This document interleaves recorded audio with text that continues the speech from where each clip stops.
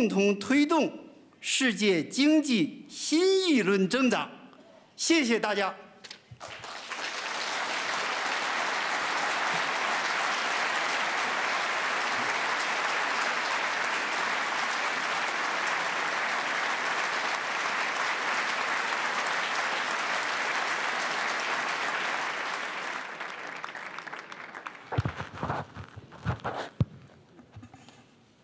Prime Minister, I think you have the admiration of everybody here in the room, particularly for your comprehensive, holistic approach. I also would say there couldn't be a better message at the beginning of our deliberations than your message of confidence, cooperation, and hope. And I hope that this message will penetrate our discussions over the next days. We have time for one or two questions before the Premier leaves us. Premier, you have certainly shown us how confident we can be about the measures taken in your country to relaunch the economy. You presented us the figure of 9% growth for last year. And of course, you know there are quite some speculations about the growth rate in 2009. And there are different forecasts. Could you share with us what your opinion is and what the minimal growth rate would be in order to maintain social coherence in your country? 温总理，感谢您刚才全面的演讲。我想在2009年，他已经答了。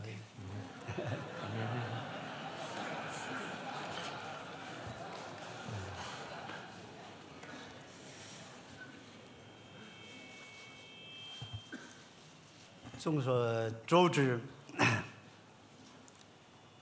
这场金融危机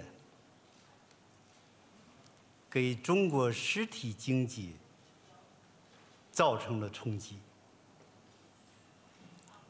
去年经济增长9%，但是第4季度经济增长只有6.8%，经济增长下行的压力在增大。在这种情况下，我们提出今年经济增长要保持8%左右。我们认为这是必要的，也是通过努力是可以完成的。 As we all know, the international financial crisis has inflicted a rather big impact on the Chinese real economy. Last year, our growth rate was 9%, but in the fourth quarter of 2008, the growth rate of the Chinese economy was just 6.8%. The Chinese economy is now under mounting downward pressure. Under such circumstances, we have set the target of a growth rate of about 8% for the year 2009. We think this is a necessary target and is also an attainable target through hard work. 坦率地说，今年经济要实现8%的目标是异常困难的。 但是，我们经过努力，还是可以达到的。其理由是，我们有比较稳健的金融体系。我常喜欢用数字来说话。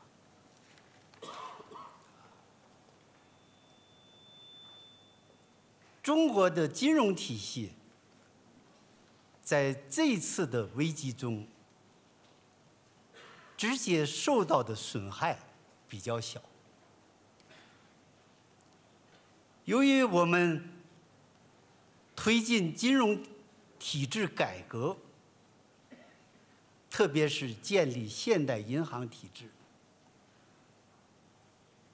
几家大的银行不良贷款率大约只占2.5%，而资本充足率都已超过巴塞尔规定的8%。我还想举一个例子，就是从12月下旬，中国经济可以看到一些复苏的迹象，虽然是很小的，但是它带来了希望。比如11月份，我们新增贷款是4000亿人民币，12月份是7000亿元，今年前20天达到9000亿元。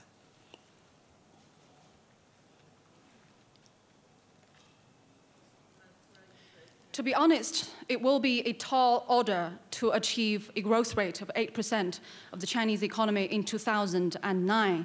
But I still hold the conviction that with hard work, we will be able to attain this goal. The reasons of my confidence are the following. We have a fairly stable and steady financial system in China. I like using figures to strengthen my argument. In the process of the international financial crisis, the direct impact of the financial crisis on the Chinese financial system is a limited one. Thanks to the reform of the financial system in China, in particular our reform in the banking sector, the NPL ratios of all big banks in China were just 2.5%. And the capital adequacy ratio of major Chinese banks was over 8%, as required by the Basel Agreement. I can give you another example. From late last December, we have seen signs of recovery in the Chinese economy. These signs are small ones, but they gave me hope.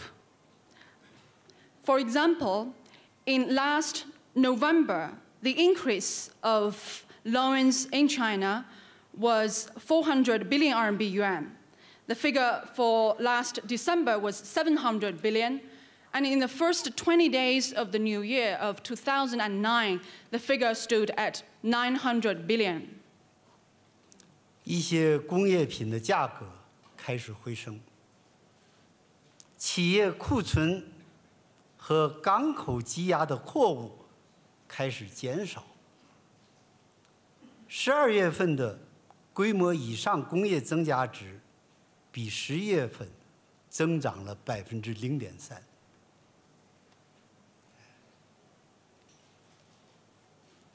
The prices of major industrial products have started to pick up. The inventories of businesses, as well as the commodities and goods held up at the various ports, have been reducing. The added value of major industries of large scale in China increased by 0.3% in last December against the previous month. 消费在物价不断下降的情况下，还保持着20%到21%的增长。就拿春节这一天，我们比去年同期增长了21%。In spite of falling commodity prices in China, the consumption has maintained a growth of 20 to 21%. Take the very first day of the Chinese Lunar New Year as an example. Consumption grew by 21% versus the same time of previous year. 中国有巨大的储蓄，大约有46万亿，其中居民储蓄就在20万亿以上。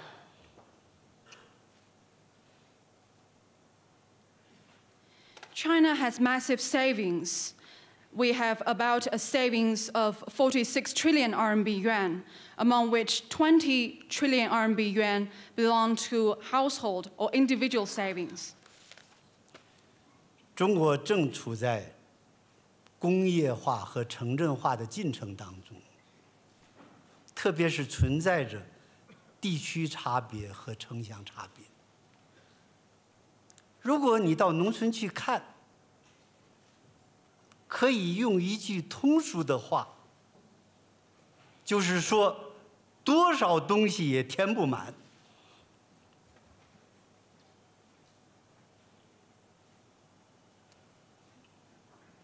China is in a process of rapid industrialization and urbanization.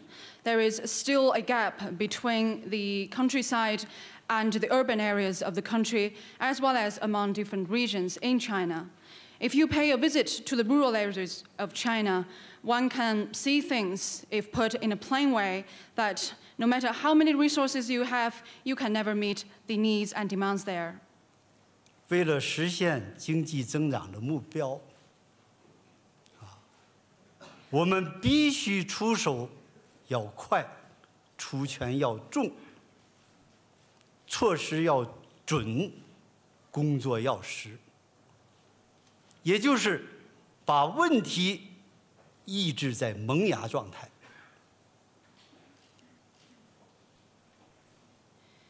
To achieve the target of economic growth we have set for ourselves, as I said, we must take prompt, forceful, targeted, and effective measures in order to nip all the problems at its bud.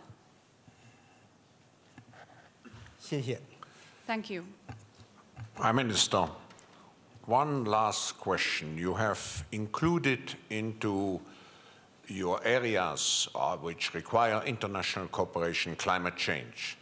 Now, climate change will be a major issue during this meeting here. Can you enlighten us how China internationally, not concerning its own internal policies, will contribute to solve or to alleviate the global challenge of climate change? 温总理，最后一个问题是有关气候变化的问题。刚才您也谈到，应对气候变化需要国际合作。我想，气候变化这个议题呢，也将是2009年达沃斯年会的一个重要的主题。我想了解中国政府如何为国际社会成功应对气候变化做出自己的贡献。中国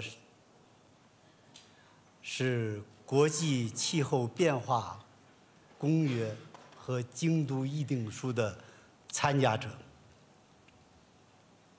我们将高度重视，并且为气候变化贡献自己的力量。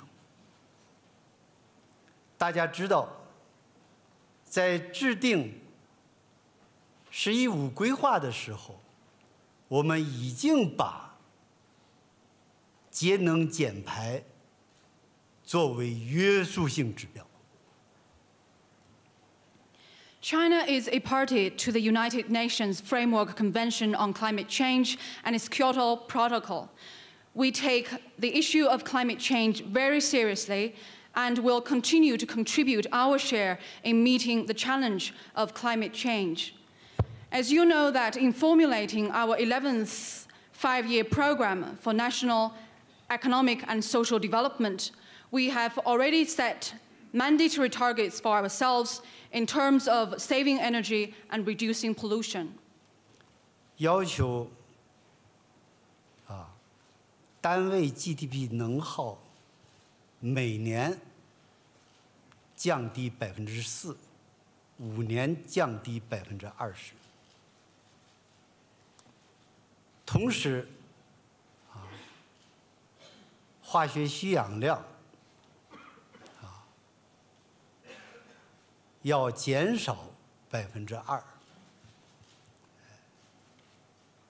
可以告诉大家，经过3年的努力，今年我们已经实现了这个目标。In the 11th five-year plan, we set the target of reducing the per unit GDP energy consumption by 4% every year. That is a total of 20% in 5 years. We also set the target of reducing COD by 2%. And I can tell you here that with 3 years of hard work, we have already met the targets.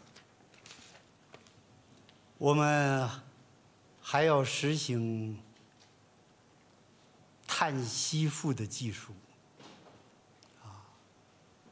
特别是对于热电厂以及高耗能的一些工业，要严格限制二氧化碳的排放。We will continue to make use of technologies of carbon capture.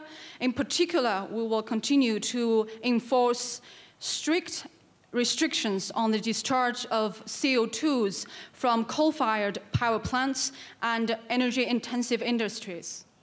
中国政府知道自己的责任，就是一方面要保持经济的平稳较快发展，另一方面要保护好环境，实现节能减排的目标。我们必须这样做，不仅对自己的国家负责，而且对全球负责。The Chinese government knows its responsibilities full well. We know that we need to, on the one hand, maintain steady and fairly fast economic growth, and on the other, protect the environment and meet the targets of energy conservation and reducing pollution. That's what we must do, as we are being responsible not only to our country, but also to people of the world. 你还可以再问一句。I can answer another question. Yes, Prime Minister, you have excellent, excellent.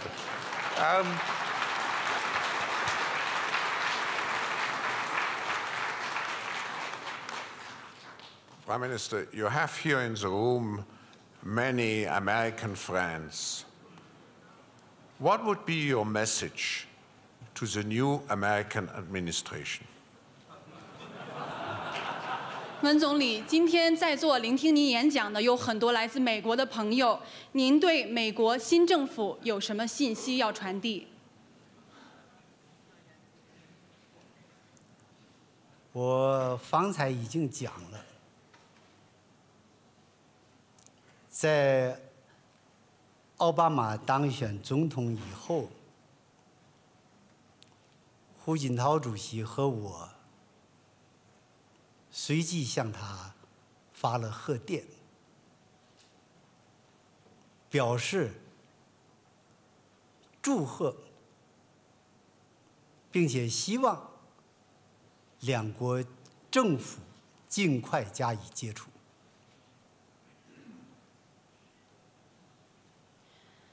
Shortly after Barack Obama was elected the new president of the United States, President Hu Jintao and I sent him messages of congratulations and expressed our interest in having early contacts with the new U.S. administration.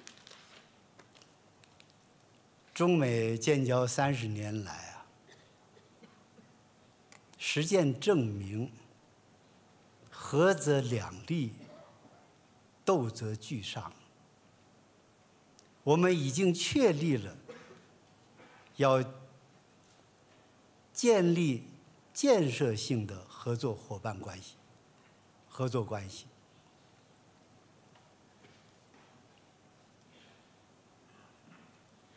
What has happened in the past 3 decades since the mutual diplomatic recognition between China and the United States has shown that a peaceful and harmonious bilateral relationship between these two countries will make both winners, while a confrontational one will make both losers. And we have reached the agreement of building and developing a constructive and cooperative relationship. 继续保持中美两国关系的平稳健康发展，不仅有利于两国和两国人民，也有利于整个世界，因为两国的关系已经超过了两国的范畴。To maintain continued steady and healthy growth of China-US relations is not only in the interest of both countries and peoples, but also in the interest of the world, as the bilateral relationship between China and the United States has actually gone beyond a bilateral scope. 在当前应对金融危机的时候，我们需要加强合作。 In meeting the international financial crisis, it is imperative for the two countries to enhance cooperation. 这就是我向美国政府发出的声音。 That is my message to the US administration. Thank you, Premier. Premier, we have to come to an end of this session, and we hope we can continue the dialogue when we hopefully meet again at our next, what we call now the Summer Davos in Dalian in September this year. And I would like to thank you because you have given us a certain degree, a great degree of confidence into the development, into the further development of the Chinese economy, having followed very closely your country's economic success. I know how many times in the past there have been question marks, and afterwards you have shown that those question marks were not justified, and we hope this will be the case again. I also want to underline again that what you have presented in your speech was a whole program, roadmap for a reform of the international financial infrastructure and architecture. And your country, as a member of the G20, will have a leading role in redefining this international financial system. So thank you again for joining us today at our first day. And I would like to remind you to keep the message in mind of the Prime Minister to show at this meeting confidence, cooperation, and hope. Thank you very much.